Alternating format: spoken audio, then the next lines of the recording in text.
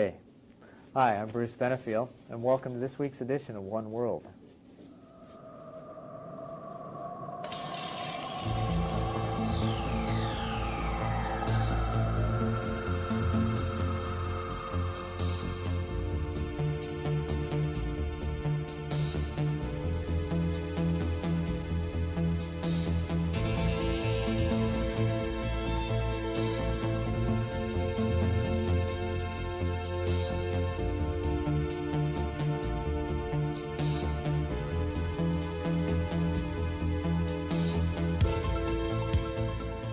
Hi, and welcome back. Namaste, of course, simply means I worship that which is within you, or the divine in me recognizes the divine in you. Just imagine what can be created in the world around you if you would greet everyone, even with that single thought in your mind. It'd be pretty awesome, I think. This week's guest is Thea Alexander, who's author of many books. One in specific is 2150 AD. And she's got some very interesting perspectives from a micro and macro cosmic viewpoint that I think you'll really enjoy listening to. Thea, welcome. I'm glad to have you here. Thank you. It's good to be here in your energy. Oh, thank you. Now, 2150, if we can talk about that a little bit, if you could synopsize the book, I think it would be much easier for you than I, because it does bring about some very interesting perspectives that I, for one, also feel that we're headed towards in the future. If you could elaborate on that just a little. Okay. 2150 was really written for the purpose of introducing to people the fact that they have a choice. It was written to demonstrate through the characters that in every moment that we live, we make decisions, and that we have the right to make those decisions. And among other things, that we have a potential that we're aware of from a macro perspective. But from a micro perspective, we have fear rather than the courage to pursue that which we know we are able to do. And so the book was really written to give people permission to be that which they have the potential to be, to reach for the gold ring. It was to show them characters who could live as the average person would really like to live, which is according to their real deep beliefs. And then, given that we're able to do that, once the time comes as we evolve, when we get to the point we're able to do that, then we won't elect people anymore to office but because they paid X amount of dollars for advertising, but rather because they've demonstrated the values of love, wisdom, and leadership. And once they are able to live this, then their world is so attractive. And enhanced. Yes, that people want to be like them and pattern themselves after them. So 2150 was originally written to create role models for young people, for old people, for whoever feels that there's something a little further than today, something a little less frightening, a little less the same as everybody else, and still honorable. That's a little bit of what it's about. What prompted that, as far as what was going on inside of you and the people around you at the time? Well, I was practicing as a counseling psychologist at the time. And that was many years ago.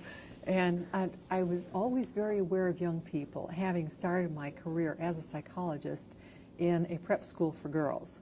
And these young girls were... I'll bet it would be for you. You bet. Particularly for you. Well, they're so beautiful, and they have such high ideals and such promise, but they have a lot of fear as well. So I always felt that if I could show young people a way of life, a way of making decisions and honoring themselves as they did so, that they could free themselves And only by freeing themselves can they then become what they have the potential to be. And as they do that, individuals do that, then groups will do it. And as the groups do it, countries will do it. And ultimately, the world will be united as one. One world? One world. What a novel idea. And I call that a macro society. Right. Because if you, just to illustrate what micro and macro mean to me, Okay. that if you have a micro perspective, it would be making mountains out of molehills. Fear-based, basically. Yes, you look Fear-based through a microscope. decision-making process.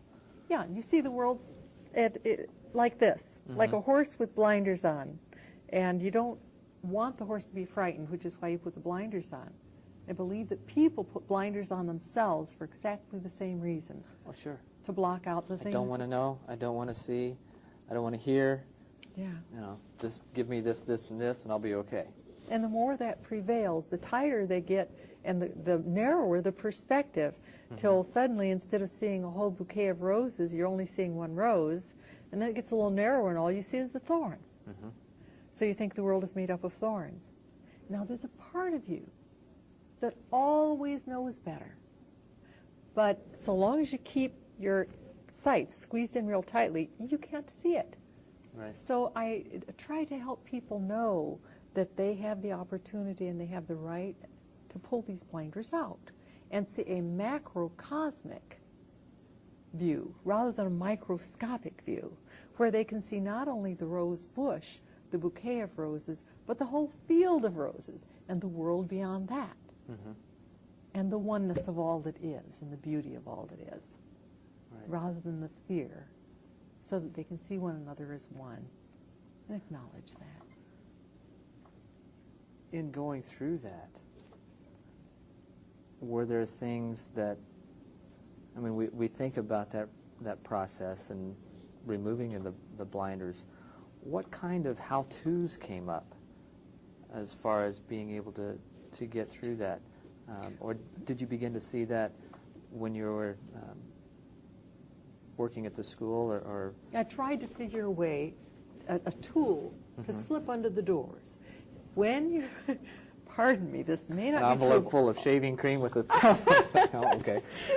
This may not be true of all teenagers, Right. but for many teenagers, if it comes out of the mouth of anyone over 20, it doesn't have value. They are going through a time in their life when it's necessary for them to rebel.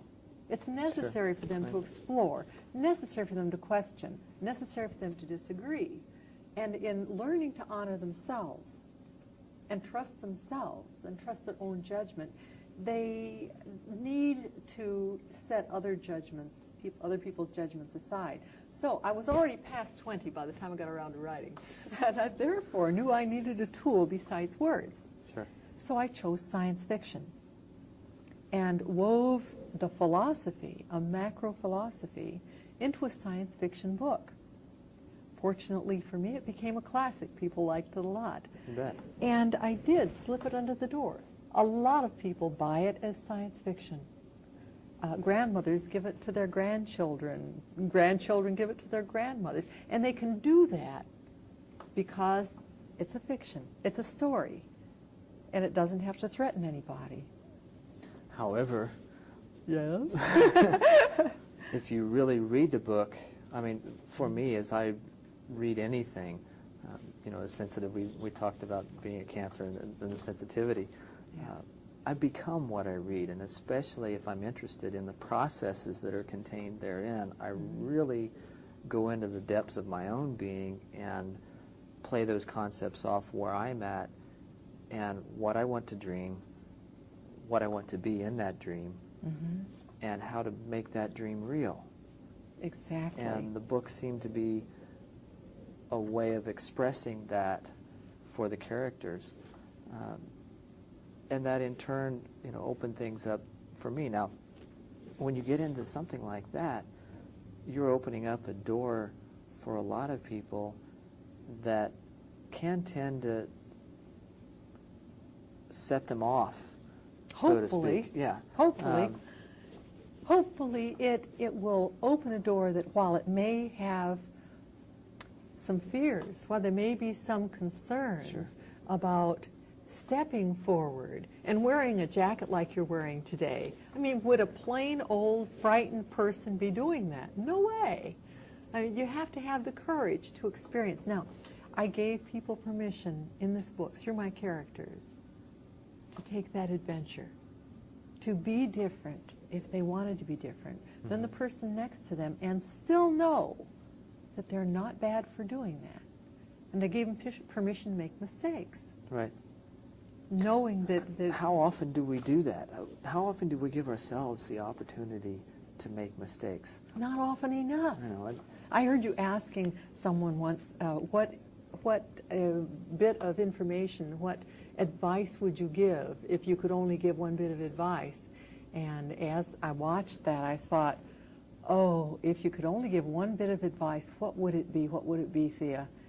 And the answer came up, and I said, Go ahead. go ahead, ask me. I was going to save that for later.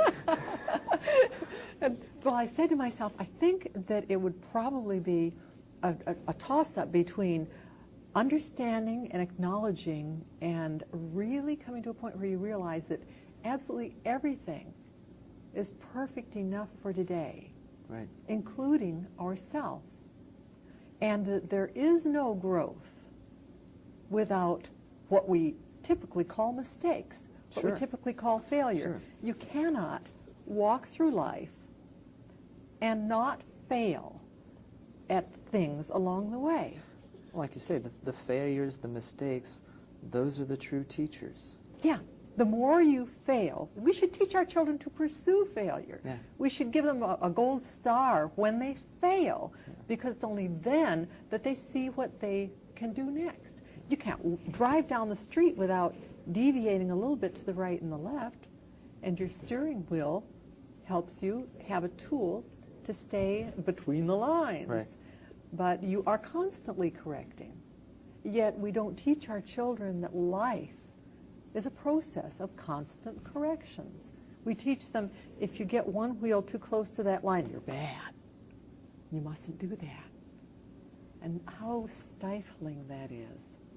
What a crime we commit against our children. Instead of asking, or when a child asks, hey, can I do that? Instead of saying, no, you can't do that. I don't know. Try it and find out. Yes. See if you can. I mean, Yes. that's how I overcame a lot of things. A lot of times I would go out and do something, and then I'd start asking questions afterwards. Hey, can you do that? No, you can't do that. Well, I just did. How did I do it if you can't do it?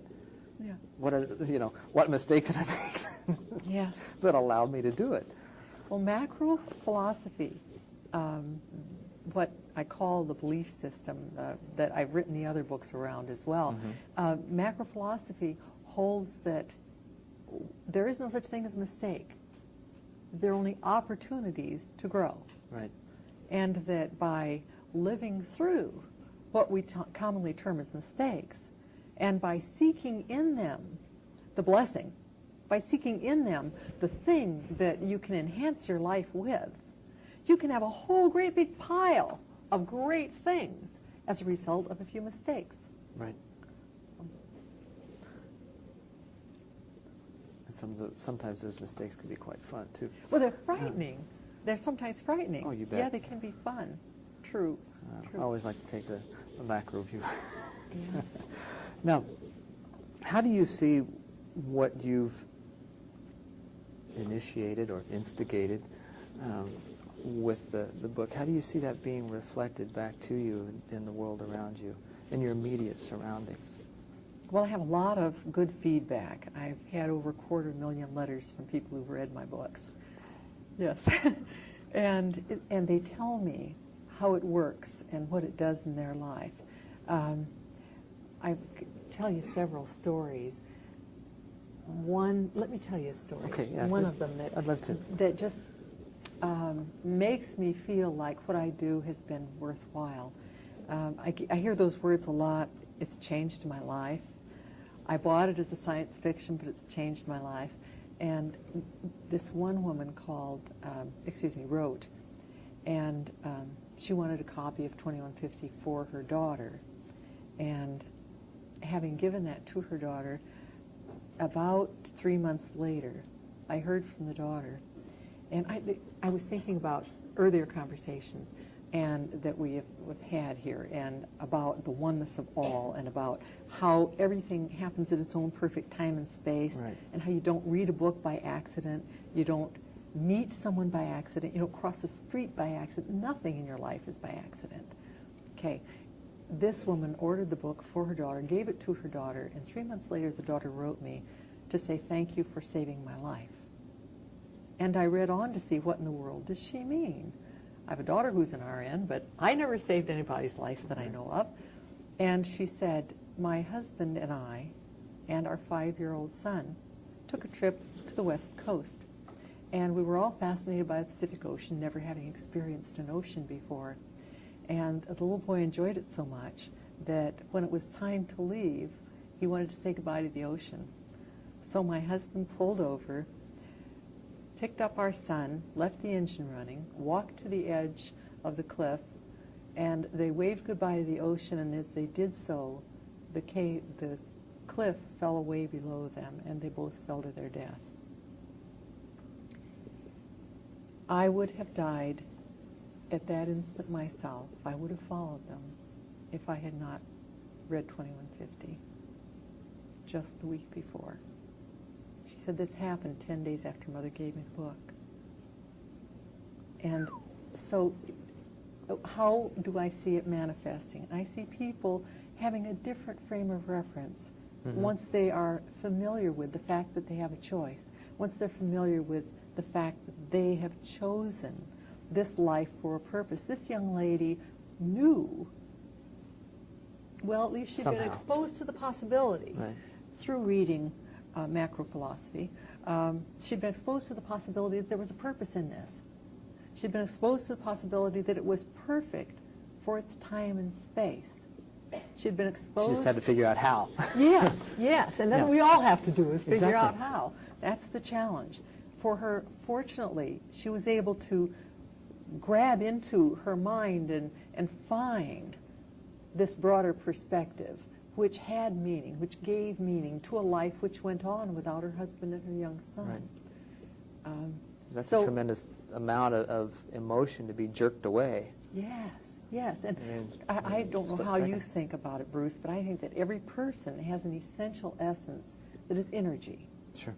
And that the physical body is simply a tool that we use, much the same as I drive a car.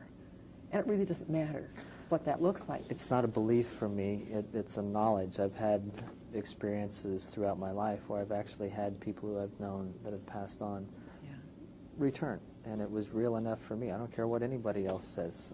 So much so one evening that the bed actually moved from the physicality. You know, the body loses, 46 ounces of weight immediately upon cessation of life. Well, that weight has mass, be it the soul, the spirit, whatever you want to call it. It has mass, therefore it has form. So it is there, and it has been quantifiably proven. Well, I have a really strong belief that this energy field that you and I are merging right now, that once someone is a part of your life and you accept them and value them, accept them into your life, like a husband, a wife, a child, that their energy field merges so much with yours that when they die, when they leave the physical space and withdraw their energy, you have a great gap in your energy field. Sure. And it takes time for that to heal. And you can sit here having a great philosophy of life, crying very much at the loss of a loved one, and still know on one level of your mind and of your emotion that it's perfect for its time and space, that it's a part of their growth, a part of their evolutionary experience, and a part of your own. Well, I've got it similar. It didn't happen through a death, but I went through a divorce several years ago. I've got 4 children. Oh, my, and those same were thing. taken away. Yeah, there was a great part of me taken away for a while.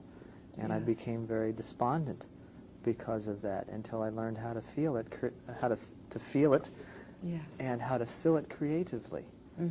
And accept that, yes, that was the perfect thing to happen at that time, and my children are learning exactly what they need to know, even if it's without me right now, because they're really not without me. We're still connected, even though that we're not physically together. Exactly. And you probably dream of them, and I know that they dream of you. Sure. And my oldest daughter and I could communicate telepathically since she was 2 years old. She's 12 now, so yeah. That's very, very nice, positive reinforcement for the things that I have taught for years, that in 2150, communication is telepathic. Right. And we're increasingly growing toward that. Agreed. I mean, I've been aware of it since a teenager, probably much younger than that, if I really looked. Yeah. But to the point where I could actually use it to communicate with people and others with me. So I know that is there. Now, on the flip side of it, it can also be used by those who understand it to the point to actually manipulate others and control them. That scared me because I saw how I could do that, and was in some cases. How you could misuse this gift. Exactly. So I stepped back at that point because I didn't feel like I had the wisdom to use it. Back to love, wisdom, and leadership. Exactly. Let me suggest that you cannot manipulate anyone without their cooperation. Sure. Okay. I know that now. Yes. I didn't then. Yeah. I don't feel right within myself if I'm manipulating somebody else. I feel that I'm dishonoring myself. You bet. Because they are me. From a macro perspective, we Sure. are all really one. We're interconnected. Another discussion that I observed you having once had to do with the connectedness of all that is and how thoughts permeate the universe, and how different things, different inventions occur simultaneously in 3 or 4 different parts of the world, and where if you watch a soap opera, it'll have the theme of maybe of earthquakes. There's an earthquake in the soap opera, and that night there's a movie on with earthquakes, and the next day you're reading a newspaper article, it has to do with earthquakes, and there's another play the next night, and it has to, these common themes, I think they permeate the universe, and that we tune into them. Kind of fractalization of thoughts, if Yes, you will. beautifully put. I love it. Oh, say that again. It's such a nice. Fractalization of thoughts. Isn't that nice? Yeah, it is. It tickles my mind to think that word. And to realize that came from science. I mean, it wasn't an arts or a humanities type thing or literature. It came from the scientific realm, the paradigm, the new paradigm, the paradigm shift. Those are all scientific terms that they're coming to realize that science is really proving what the mystics or the macro cosmic physicians have understood for a long time. We all really do have what is popularly known as ESP. Every one of us has it. And we use it to varying degrees. In 2150, I teach people about the natural use of their ESP, what I call it macro powers, because from this perspective, from the micro view, we're frightened of them. Sure. They're from the devil. We don't understand them. We're ignorant of them. Right. I think of my husband's mother. When she was very young, she was very, very psychic. And she had a dream one night and woke up screaming when she was 9 or 10 years old, saying, "The courthouse is burning down, the courthouse is burning down." And her parents said, "Oh, we have got to take her to see the minister." And they had her exorcised. Well, the only thing was that very night the courthouse was burning down. But they feared this kind of insight. I'm suggesting that we positively reinforce it, that when our children know things, see things, hear things, talk to discarnates, talk to energy essences which we don't perceive because we've taught ourselves we don't, to honor their perception. They are the new generation. Agreed. They are macro man. The perceptive abilities, too, seem to correlate or coincide with the ability to perceive a broader harmonic frequency range, if you will. We're limited to the visible light spectrum, or most of us have chosen us to be limited to. Yes. Okay. Yes. These are much more expanded visionaries. They feel more, they see more, they hear more, and I think even a lot of the schizophrenics that have been labeled such Yes. have these types of abilities that just simply aren't understood yet. Yes, and we call them bad and condemn them and say that they're sick because they perceive what we have not yet been, they perceive from here. Right. And we have not been willing to perceive beyond this point.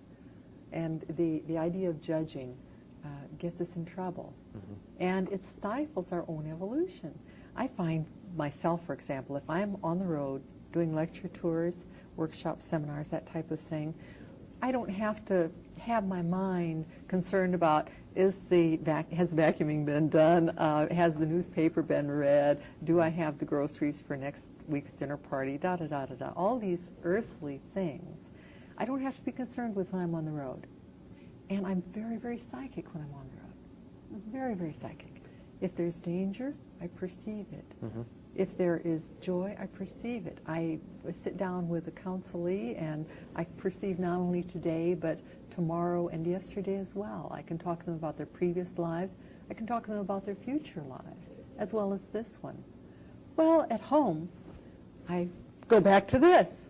Keeping the checkbook balanced, being the things that a good wife is and that a good mother is and a good neighbor is. Well, you've got that microcosmic business to take care of there, whereas Yes. when you're out on the road, it's more of a macrocosmic type thing where you're operating on that level.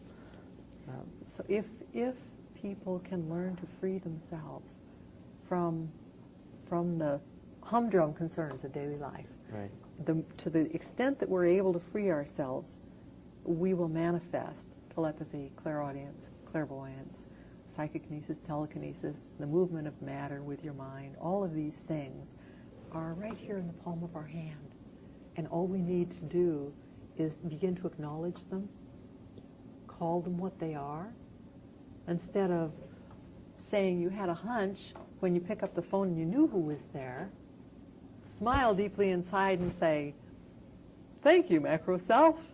Right. I am realizing my own power Great. and my connectedness with all that is, was, or ever will be." Thea, thank you very much.